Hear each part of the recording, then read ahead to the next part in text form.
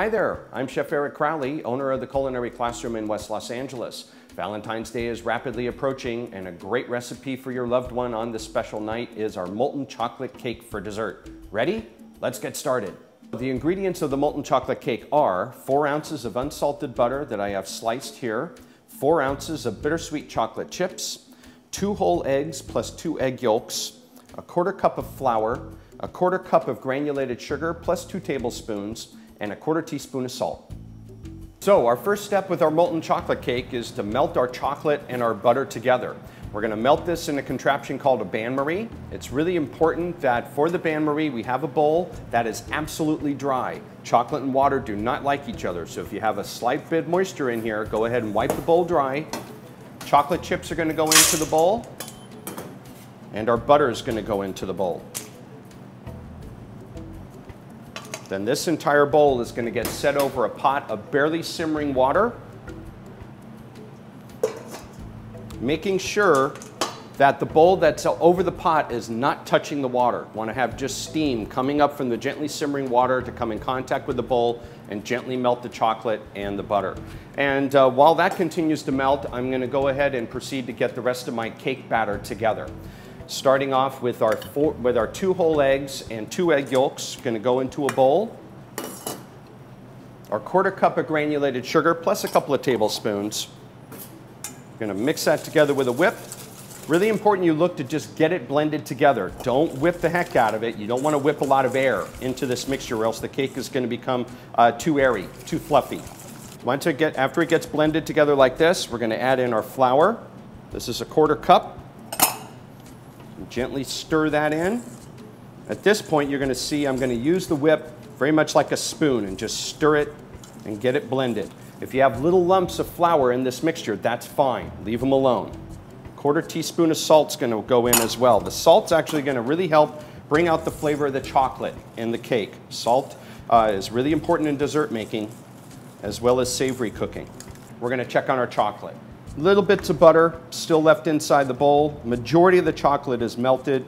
If I give this just a little stir, maybe press on my bits of butter, this will become absolutely smooth and ready to cool just slightly, okay?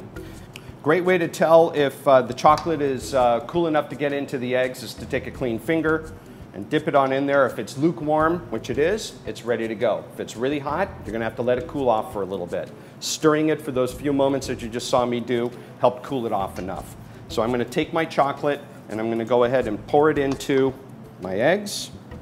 And as I start to combine it with the whip, you can still see those lumps of flour that I was talking about. That's absolutely fine, okay? Just leave those in there. As the batter sits inside the ramekin, the flour is gonna hydrate and those lumps will wind up being absorbed.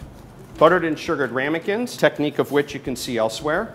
And I can actually just take this little batter and pour it right from the bowl. You may find it'll be a little bit easier to use something like a ladle, okay? I'm gonna wind up taking my ladle, get a nice scoop of batter in here, scrape it along the edge of the bowl, get it right onto the ramekin, and go ahead and pour it on in.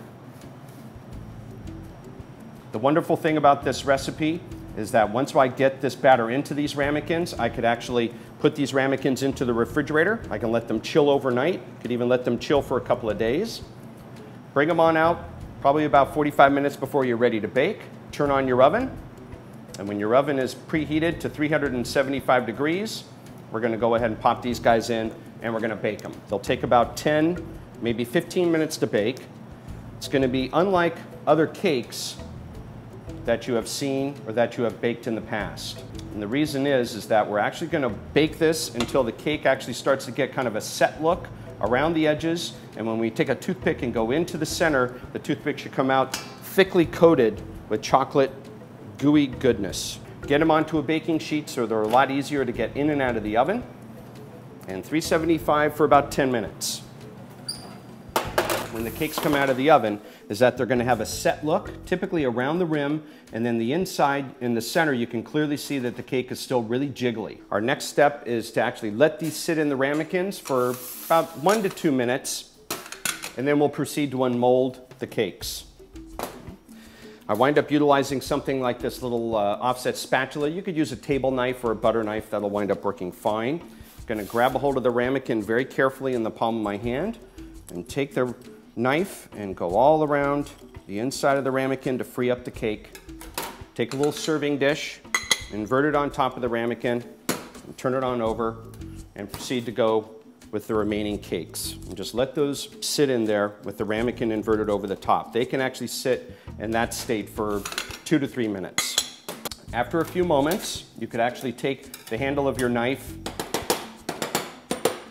give these guys a little tap, go ahead and lift them on up. It's a really good example of a well-baked cake. Keep in mind that it will take a little bit of practice for you to get all of them looking lovely. Here I have some creme anglaise in a squeeze bottle. You can see that video elsewhere on how to fill this and also how to make the sauce. I'm going to take some creme anglaise and actually place some drops into the corner of each plate. And I'm going to take some strawberry sauce, a recipe you can see elsewhere, and also how to fill the bottle too. I'm going to take a small amount of sauce, get a couple of drops right there onto the anglaise. That is a really nice design all on its own. Really wonderful design that we do quite often is actually make a heart shape, which is easily done with something like a toothpick or a big sandwich pick. I'm actually going to start off at the far end of the anglaise and actually take that pick, draw it through the anglaise and draw it through the strawberry sauce and make a little heart design, just like that. Really wonderful. Very, very pretty. And that is our molten chocolate cake with a creme anglaise and strawberry sauce decor. Thanks for watching. Be sure to click other links on the site to find other recipes. Also be sure to subscribe so you can see other treats that I'll be baking. If you can't find something that interests you, go ahead and send an email to requests@Mahalodotcom. See you soon.